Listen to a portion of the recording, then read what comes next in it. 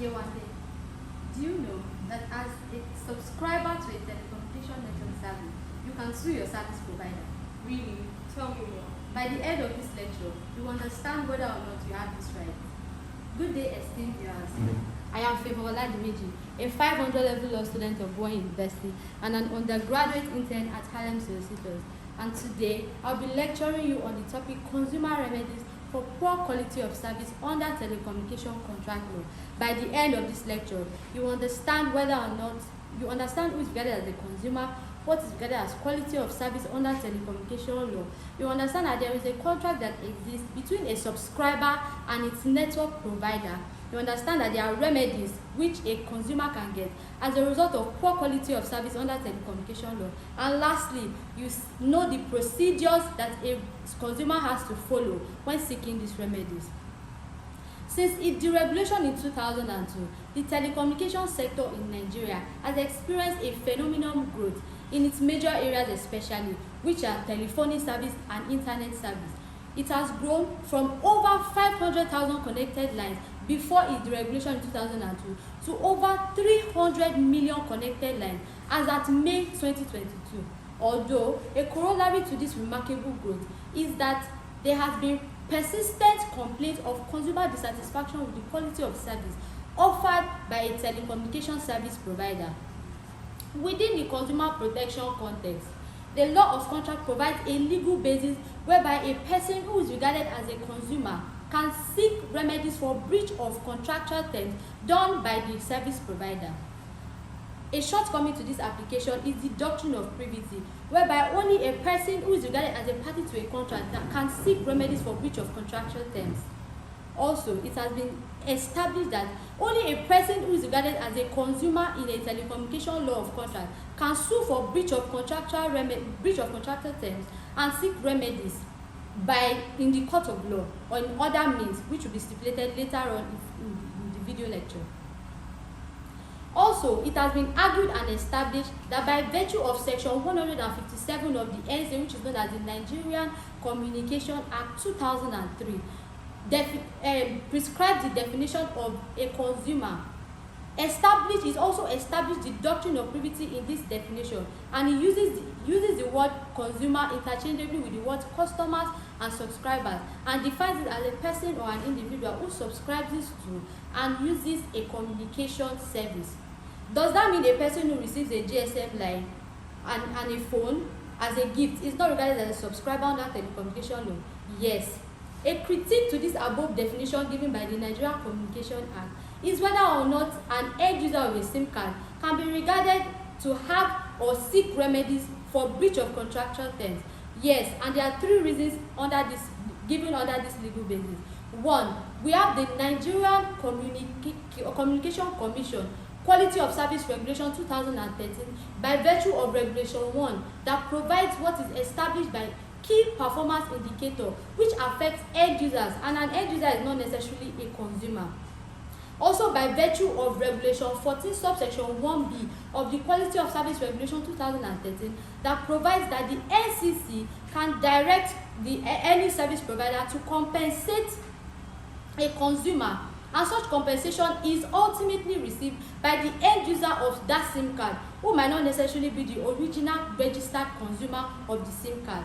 Secondly, it has been established that the purchase and registration of SIM card is not equivalent to the purchase of telecommunication service. What is now purchase of telecommunication service? Purchase of telecommunication service can be done in two ways: through prepaid rental service and postpaid rental service. Postpaid rental service is done through monthly installment, whereby payment of telecommunication service is done through monthly installment, whereas prepaid rental service is done through purchase of recharge card or through fund transfers. It has also been stated and argued that the purchaser of a recharge card or the end user of a recharge card has a distinct contract between the purchaser of such recharge card and the service provider for the value of the purchased recharge card. Lastly, the third reason is that it has also been stated that the end user of a SIM card can join the original registered owner of such SIM card to sue the service provider for breach of contractual terms and seek remedies. Moving forward to legal framework for consumer redress under telecommunication industry in Nigeria. The one important right of a consumer is that every consumer has a right to seek redress, and this is the hallmark of every consumer protection system all over the world. However, consumer redress can be done in two ways. It can be done under the statute and it can be done under general law. The most relevant statute in Nigeria governing telecommunication is the Nigerian Communication Act, which was signed into law on 8th of July 2003, which also incorporated a body known as the Nigerian Communication Commission, which regulates the telecommunication sector in Nigeria. By virtue of Section 73 of the NCA 2003, it saddles the NCC with the power to resolve disputes made between subjects under its act, and it has been said that dispute between a telecommunication service provider and its subscriber is regarded as a dispute under the act. Also, by virtue of Section 74 subsection 1 of the NCA 2003, it has been stated that before the involvement of the NCC to resolve any telecommunication dispute on quality of service or any other dispute means, that is stated that the parties must first make attempt to resolve their dispute through negotiation or other forms of ADR.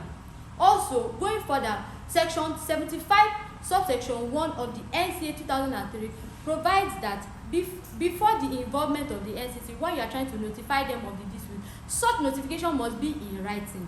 Subsection 2 of Section 75 of the NCA 2003 goes further to explain that the NCC is not bound by technicalities, legal forms, or rules of evidence. However, it is governed by guidelines on dispute resolution. Subsection 3 of the same Section 75 goes further to explain that before the NCC can intervene to resolve any dispute, such disputes must have failed in their aspect of negotiation or any other form of ADR means.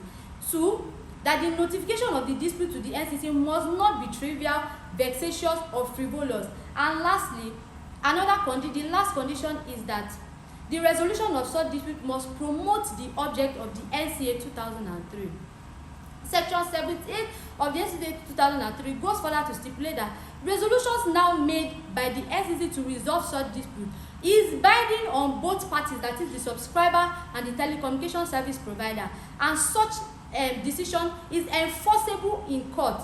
However, if a party is dissatisfied with the decision made by the NCC, he can rewrite to the NCC to reconsider its decision, and if still dissatisfied with such decision, he can now apply to the Federal High Court to review the decision of the NCC. There are several ways for you to place your complaint to the NCC. You can contact NCC on their number 622 or through any of their social media platform. Moving forward, let's look at remedies available to a consumer under telecommunication law. There are two ways, under statute and under general law. By statute, we have monetary compensation, repairs, refund, replacement of articles such as faulty recharge card and equipment. However, these remedies just stated can only be obtainable through relevant regulatory authorities or public bodies. Under the general law, we have you can sue for breach of contractual terms or negligence. You can sue for rescission and repudiation of the contract. You can sue for specific performance of the contract, and you can sue for injunction against breach of contract. However, these judicial remedies stated now are only obtainable through successful litigation by a claimant. We all know that litigation in Nigeria is frustratingly time-consuming, technical, and expensive. Also, considering the low level of literacy in Nigeria, whereby even an average consumer of telecommunication service in Nigeria is not even aware of his rights. But there is a glimmer of hope in this direction. See the recent case where a lawyer and a human rights activist sued both the NCC and MTN for he stated in his claim that he purchased MTN SIM card in December 2009, and for 4 months till April 2010, he did not enjoy good quality of service. So he reported the matter to MTN. MTN did nothing about it. He sued further to the NCC, and the NCC promised to commence investigation but never did. So he took the matter up to court. Instead, the defendant filed preliminary objection stating that the court did not have jurisdiction to try telecommunication matters, but the court upheld section 257 of the Constitution as amended and section 138 of the NC 2003, which states that the Federal High Court has exclusive jurisdiction to try matters under telecommunication in Nigeria. Also, see the case of GKF Investment Nigeria Limited versus Nigerian Telecommunications, where the court awarded 200,000 naira as damages for breach of contractual terms by the defendant. In conclusion, remedies under telecommunication law are essentially obtainable through litigation.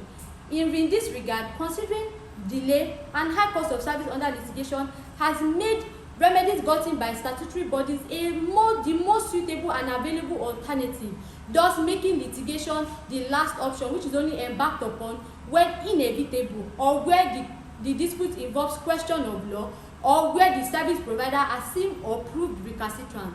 For more information, visit www.harlemsolicitors.com or visit NCC's official website. Thank you.